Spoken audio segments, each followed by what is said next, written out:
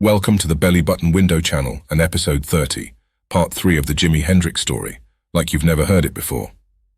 In this episode, we conclude the deep dive into January of 1969, featuring the last concerts of the 1969 European tour, including Munich, Nuremberg, Frankfurt, Stuttgart, Strasbourg, Vienna and Berlin. Please remember to check the channel's community tab and video information page, where you will find links to related videos, performances and stunning photographs from the period. Wednesday the 15th of January, and the Jimi Hendrix Experience performs 2 shows, with the group Heir Apparent on the program at the Kongresssaal Deutsches Museum Munich, while also on the same day, the Experience is featured in the GAZETTE music magazine.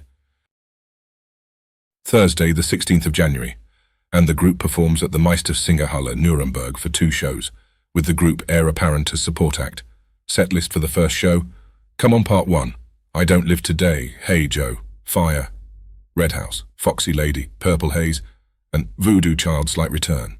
And the second show: Fire, Hey Joe, Spanish Castle Magic, Red House, Foxy Lady, Sunshine of Your Love, Little Wing, Voodoo Child Slight Return, All Along the Watchtower and Purple Haze. Note the following commentary about the first show. The group opens with a superb version of Come On Part 1. Jimi seems at the top of his form. Jimi's voice is too far back, but the guitar's rendition is remarkable, and the band's sound is very well balanced. What he confirms on I Don't Live Today. The voice is certainly difficult to hear during the verses, but the quality of Jimi's 2 solos is such that ignoring it is essential. A spectator calls out, Hey Joe, and the group does so. However, the title goes less well, the voice being too buried in the recording. On the other hand, the rendering on Fire is effective. Jimi does not sing the verses at the same time as he plays. The central solo is feverish as can be, explosive. Jimi is perhaps a little too hasty in the execution of the first 2 verses of Red House, but what a central solo there again. The first 2 cycles are played with tremendous intensity. Jimi seems to want to continue with the percussive passage from the second, but Mitch and Noel continue their momentum. The title stretches for almost a quarter of an hour, using the arrangements documented on Variations on a Theme, Red House. During the last verse, Jimi at one point plays the shuffle rhythm, as he will do on the February 18th, 1969 version, while Mitch and Noel are in it this time. On Foxy Lady, Jimi's voice is barely audible. Jimi's solo, which is a continuation of the group's studio version, is remarkable. Without respite for the audience, the experience continues with Purple Haze. The singing is unfortunately almost inaudible. Too bad, because the version is instrumentally impeccable, wild and powerful. It is with Voodoo Child Slight Return that the group ends the first concert of the day. The set list for the second, undocumented, remains a mystery. Jimi continues his momentum and once again plays superb guitar parts. Finally, building on the momentum of the excellent Münster concert, the experience confirms the turning point of the 1969 European tour. After a catastrophic start, the group recovered and delivered unforgettable concerts. The Nuremberg performance is simply superb, without downtime, with tremendous intensity. What a musician. According to Men Toplak, who reviewed the concert, Jimi's singing was barely audible, as was Mitch Mitchell. He doesn't understand why Hendrix plays at such a volume, beyond the physical pain. The Nürnberger Nachrichten review is much more favorable. The author speaks of a musical giant, while also noting that Jimi's sound volume is comparable to that of a squad of planes. This is a constant that comes up in all the testimonies related to this tour. Already almost deaf in one ear, if we rely on McDermott's first bio, it goes without saying that Jimi would have encountered, if he had survived, very serious problems in this area. Physical limits also apply to geniuses. Other authors stated that with the arrival of Hendrix, it was as if the sonic arsenal had gone from the musket to the nuclear bomb of the day the next day. While in the words of Alan Jones, who attended an Experience concert in 1967, the sound was truly terrifying. It felt like it was pumping the air out of our lungs, leaving us haggard, breathing short. The following is an excerpt from a review that appeared in the Nuremberg News. The experience by which Jimi Hendrix communicates is one only he can produce. Other bands have experimented with artificial sounds as well, but an improvement will probably never be reached by anyone else. Hendrix's guitar is louder than a squad of jet airplanes starting up, and all the machinery from the Munich metro put together. But there is order in this chaos. Subtle rhythmic changes create islands within the cacophony, where one can find direction. Every member of the band stayed in close contact with each other, which demanded a maximum of concentration because of all the complex and spontaneous developments taking place. The music, reminding us very much of fragments coming from outer space, asks the audience to be able to adapt. Unfortunately, one could see that in the Meistersingerhalle, most of the listeners were not up to this task, and they showed this with incompetent complaints in their helplessness to cope with such a musical giant. And from the Nuremberg Evening Gazette, in a review titled, "Yesterday Nuremberg Goggled at the Jimi Hendrix Experience," by VIENNA. Like a bottle of soda water under double or triple pressure, a powerful musical act exploded yesterday at the Nürnberger Meistersingerhalle, the Jimi Hendrix Experience. Musical Molotov cocktails plus decibel fondue equals sign a first-class acoustic state dinner. This perfect hip music machine produced a festival of sounds, fast, rhythmic, happy, dreamy, and demanding. Over 30 decibel machines, if I counted correctly, coughed sounds and chords together into a cold fever sound, which moved the audience to the Witch's Cellar of Greenwich Village. 220 decibels roared through the hall yesterday. In a soccer stadium filled with 50,000 people, the utmost one can measure is 170 decibels. Before his show, Hendrix sent his discovery, the heir apparent, into the game to warm up the crowd. The group from Ireland partly reminded me of the early Beatles in Hamburg, but manager and producer Hendrix remained godfather. What Jimmy presents with ease, the Irishman flog as Hendrix plagiarism. Alas, the drummer David Lutton is at least the equal of experienced drummer Mitchell, but Chris Stewart, bass player of the group, had a different opinion during the first show yesterday. Out of rage because of a missed cue on his part, he threw his bass at his associate. The thing broke. That's also part of the show. An evening in pop paradise. The young audience felt like it was in heaven. A heaven with only 3 stars. The Jimi Hendrix Experience. And, in the Nuremberg News, a review titled Jimi Hendrix Experience by STUTTGART. Jimmy's amplified guitar whined and shrieked with 100 decibels and more, telling stories about hydrogen bomb explosions, rockets taking off, and messages from the universe. Hendrix is a technically excellent player. Why all this has to be displayed on a sound level that constantly exceeds the pain limit is absolutely incomprehensible, especially since the singing and the battered drum kit could hardly be heard. Structures or subtle changes in rhythm, or the musicians' interplay were impossible to detect, as one listener sighed after the torture endured. Ouch, my poor ears. Enough said. Friday the 17th of January sees the Experience performing 2 shows with the group Heir Apparent in support at the Jahrhunderthalle Frankfurt. Partial set list of the first show: Stone Free, Foxy Lady, The Wind Cries Mary, The Sunshine of Your Love, and Spanish Castle Magic. And the second show, Come On Part 1, Fire, Red House, I Don't Live Today, Little Wing, Foxy Lady, Getting My Heart Back Together Again, The Sunshine of Your Love, Hey Joe, Purple Haze, and Voodoo Child Slight Return. Later, Jimmy participates in a loose jam at the K52 Club with members of the Riot Squad.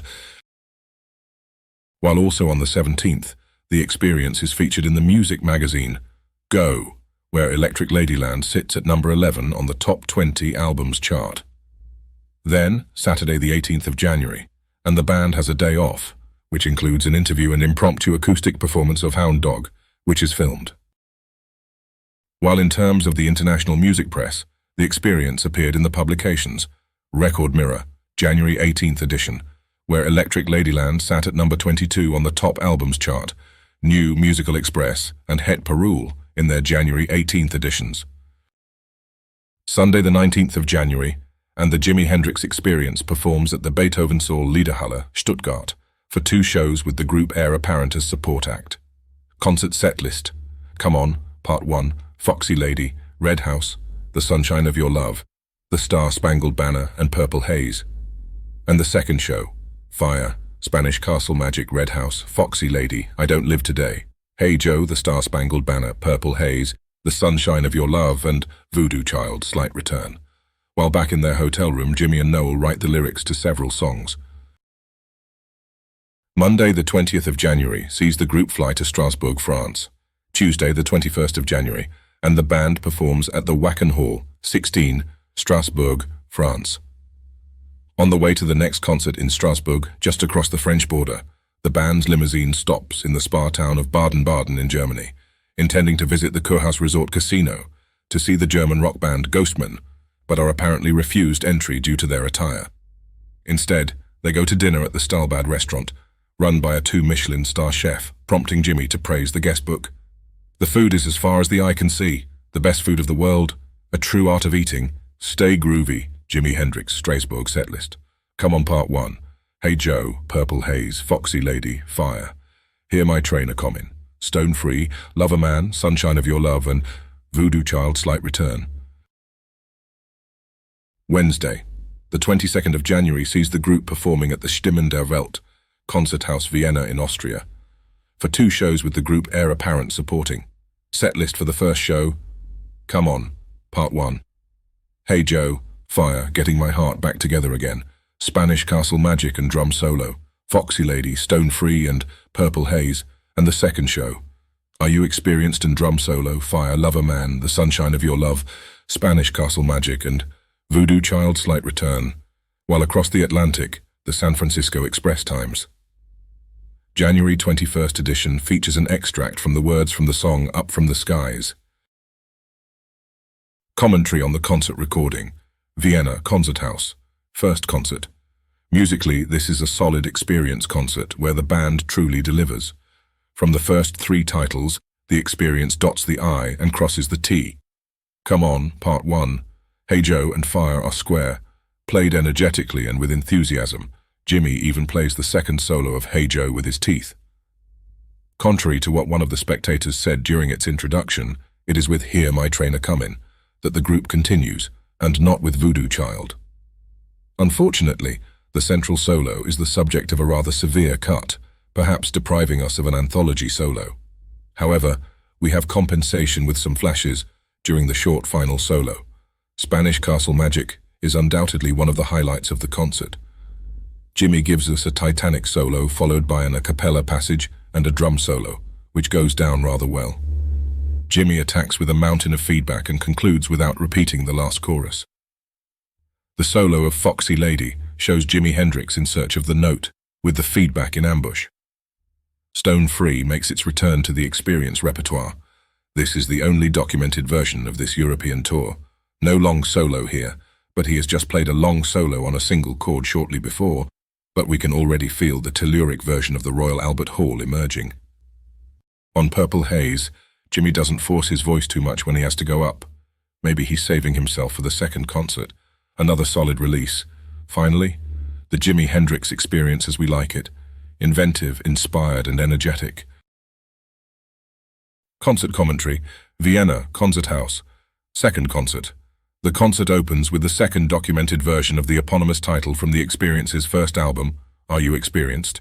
There is only one later version, that of Newport, June 20th, 1969. It's a very long version, nearly 12 minutes, with a drum solo from Mitch at the end. As is often the case, Jimmy plays in a fairly lyrical style, taking advantage of the long modal ranges to improvise in a style similar to the Winterland versions. On Fire, the audio quality experiences some fluctuations. Too bad because Jimmy shows enthusiasm in his interpretation. Love a Man follows, of which this is the first documented version of this European tour. It's an energetic version, where the group masters its subject. Jimmy closes with a shot at a chord reminiscent of what he can do on the intro to Killing Floor. My Source closes with Sunshine of Your Love, the arrangements of which are relatively stable on this tour. Noel Redding, however, improvises a more developed bass solo than usual. We then get the classic quote from Outside Woman Blues, played at a fairly slow tempo, followed by an impressive quote from Cream's Cat Squirrel. Spanish Castle Magic is therefore absent from My Source, but it cuts, according to Chris Dixon, while Jimmy begins a big solo. Finally, only a few titles, but solid titles, played brilliantly. We can only regret the absence of soundboard recording at the end of the tour. The following review appeared in Die Neue Zeitung, the New Gazette. Gunter Plankel notes: There was intensified police presence yesterday at the Concerthaus because of the concert by pop star Jimi Hendrix, but it wasn't the Hendrix fans in the hall that the law had to keep an eye on. Organizer Joachim Lieben feared that it would come to similar scenes like 3 days ago at the opera. Shortly before the first show, Lieben was informed that demonstrators had planned a march to the concert house. Lycan called the police. The officers had no reason to act because the demonstrators already had dispersed. It is, however, possible that the men in uniform went home with pain in their ears because Jimi Hendrix is loud enough. While the following excerpt appeared in the Courier, title Dispensable Acquaintance by Ego Sicker. Gimmicks are a part of show business, and Hendrix limited himself to playing the guitar with his teeth. When you subtract the offered performance, what is left are some quite passable drum solos, which offered the audience's tortured ears a break to recover, as the drums weren't amplified. Whatever you can call this way of producing noise, it belongs where it comes from, in the underground. And in the Kronen Zeitung, Crown Gazette, 6,000 watts by AM. The crystal chandeliers were swinging to and fro. Next door, Otto Schenk was desperately cheerful. I kept Orapax ready. At 8:30, somebody came nonchalantly on stage, as we know a real, sick Cherokee Indian. First, we didn't see him at all. 12 amplifiers blocked our view. Then a shouting broke loose in the concert house hail, which had been bought up by the underaged long-hair elite of Vienna, which in comparison with what followed next, sounded like the soft rustle of a forest. Because then there was underground, the no less loud support act I missed over a cup of coffee in the theatre bar. Besides much noise about nothing, which would have fitted better in the Stadthalle, where there is a skating show at the moment, I can report about a boy who tried to snatch the sticks from the drummer and another who tried to trip Jimi Hendrix up. Both were chased through the hall by the bodyguards of the idol, and finally stopped and... that I didn't see. The better seats cost 200 to 300 shillings. The youngsters who despise money could afford it. Available police guards hardly came into action. A mad rolling of the eyes was sufficient to chase the particularly undisciplined through the emergency exit. It had little to do with Stimmen der Welt, Voices of the World. This review in the press titled Very Loud, Very Boring by Gotthard Böhm, Stray Cattle the teenager, male, female, next to me sighed when the loudest pop star of the world, Jimi Hendrix, shuffled onto the stage of the big hall of the concert house. "Hey boy, what's the matter with you?" he yelled when there was an intermission, and grumbling he left the hall after an hour, taking a French leave just like his idol. And that was it. Somebody told me that the imaginary star Perry Rhodan, great administrator of the Solar Imperium in his war against the threatening horrible worm, has declared a total sound war. I smile mildly and point out that the author of this popular futuristic pop series has fallen back on an ancient approved way to kill by quoting from the detective fiction of Dorothy L. Sayers, in which the killer ties his victim to a church bell, valued far and wide for the richness of its sound. After this, the sound waves do their job. As you can see, everything has been done. With 9,000 watts of amplifier power, Jimi Hendrix now makes war against the eardrums of the international pop audience, who by now apparently is used to noise and even knows how to appreciate it. For this son of an Indian and a Negro mother has nothing else to offer besides noise and a colorful appearance. At the risk of being lynched by Hendrix fans, it was boring, because monotony causes dullness, indifference and boredom. Vienna did hear, at least during the second show at 10 p.m., the loudest sound effects from 60 speakers that have ever sounded along the Danube, but apart from that there was only a weak trace of wildness and experiment to detect. As for the hairstyle and dress of the musicians, their road crew and the public, sure enough there was something to see. Of course, Jimi cannot be compared with his associates or his fans. From silver Turkish jewelry to tight pants which were embroidered on one side, he was a sight for every psychedelic fan. For the rest, he does all he can, but he isn't the most ugly pop star by far. His guitarist looked like the devil's grandmother, dressed as Greta Garbo at a fancy dress ball. Before I forget, when somebody tells you that Hendrix protests against the abuse in his homeland, the United States, don't be fooled. Of the few bars of his singing which didn't perish in the noise of the amplified guitars and drums, we couldn't understand a syllable. And as for underground, Jimi rakes in a considerable salary on his tour of the concert halls of the establishment. From the journal INCONNU, The Lowest, by W.P.L. Nerve-wracking scum, with animal passion on stage and a bestial reaction from the audience, it was a sign of the times, a sad one, which will do its writing on the wall in capitals. That tickets were bought by the public at 250 shillings characterizes clearly enough all circumstances of this physical and mental decline and its origin. And this, article by T. Frankly speaking, it is a bit too much after all, to sell such an exhibition of noise as a concert in Vienna, still calling itself a city of culture. Nor should there be anyone to organize something like that, nor should any owner lend his concert hall for it. When I witnessed the noise in the large hall after a visit to the latest reading of Otto Schenk in the same building, I was wondering if we shouldn't alert qualified medical authorities, but perhaps I would myself have been taken in custody because such excesses of so-called artists and the corresponding misbehavior of the public, most of them dressed in an utterly disgusting way, the Beatles are in comparison mere dandies, is still considered progressive and socially conscious.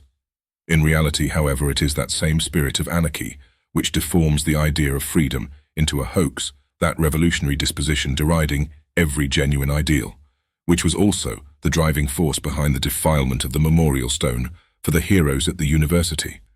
If we cannot eliminate this kind of revolutionary disposition, then the downfall of Western Europe, may certain half-heartedly sympathizing gentlemen take note, will not be far away. The result will not necessarily be the end of the world, but it could also be the Maoist ant state, compared to which the visions of 1984 may be just a ridiculous understatement. While in terms of the international music press, the experience appeared in the publications GAZETTE, January 22nd edition, which features a Jimi Hendrix poster competition, and Bild Journalin. Number 4, January 22nd edition. Thursday, the 23rd of January, and the Jimi Hendrix experience lands in Berlin. In his room at the Kempinski Hotel, Jimi writes the lyrics to the song Calling All the Devil's Children. Later, the Jimi Hendrix experience performs one show at the Sportpalast, Berlin, West Germany, with Heir Apparent's support act. Before going on stage at the Palais des Sports, the experience is filmed behind the scenes, with the footage later broadcast on West German TV. Setlist for the evening: Fire and Drum Solo, Hey Joe, Spanish Castle Magic, Foxy Lady, Red House, Come On Part 1, Sunshine of Your Love, and Purple Haze. There were about 20,000 people, and we were told before we went on that there was going to be a riot, recalled Noel Redding. And there was. I walked on stage, and the first thing I saw was someone being beaten up in the audience. A review of the concert by Peter Baumann noted of the crowd the aggression of thousands of youngsters who besieged the aisles, occupied seats which they had not paid for, and threw firecrackers. A few memories of the Berlin concert. Richard Black, whose father was Sergeant Herbert Black, a 3-war 30-year combat veteran of the U.S. Army and who received the Silver Star and Purple Heart for saving legendary singer Tony Bennett, at the time Private Anthony Benedetto, and fellow soldiers' lives in World War II, has this to say: We were stationed in Berlin from 1965 to 1971, and after my father retired from the army in 1972, he and my mother lived in Berlin for another 26 years. It was the greatest upbringing living in the former divided city, known for being multicultural and fast-paced nightlife. Being an army brat, a military dependent, and having a German mother, I did things differently than the other American students.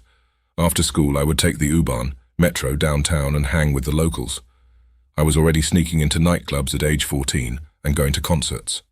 We all had our favorite bands growing up. Mine was truly Jimi Hendrix. Ever since I heard Hey Joe blasting out of my multi-band cassette radio tuned into Radio Luxembourg, I was hooked. January 23rd, 1969. I was 2 months away from my 15th birthday.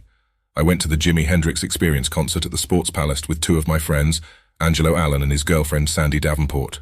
I was in 9th grade. A freshman, Angelo and Sandy were seniors 12th grade. All of us attended the Berlin American High School. I could not wait. The excitement was overwhelming. I had waited 2 years to see my favorite artist with his band. Unfortunately, I missed the experience when they played the Neue Welt in Berlin, May 15th, 1967. Maybe it was because at that time I was only 13 years old and didn't have it all together. Not sure.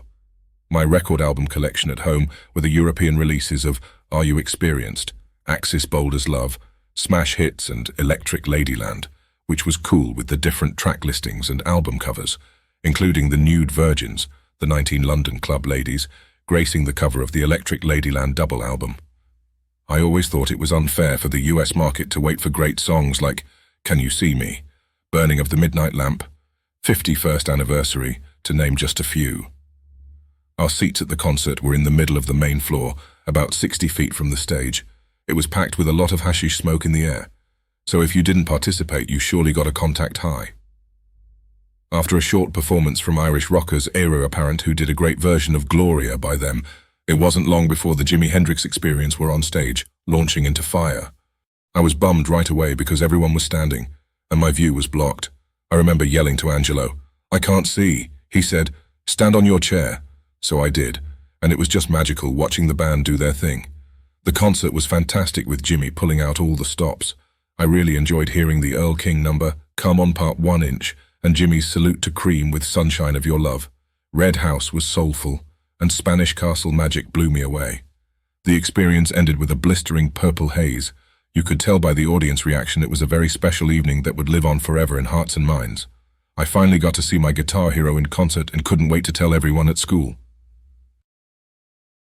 The Berlin Sportpalast was the last concert of the 1969 European tour. The group will, however, perform 2 other times the following month in Europe, namely the Royal Albert Hall on February 18th and 24. According to Noel, the German tour earned the band £23,000. The following is an excerpt from an interview conducted on the 23rd of January at the Kempinski Hotel, Bristol, West Berlin by Peter Winkler. He can't imagine a life without music.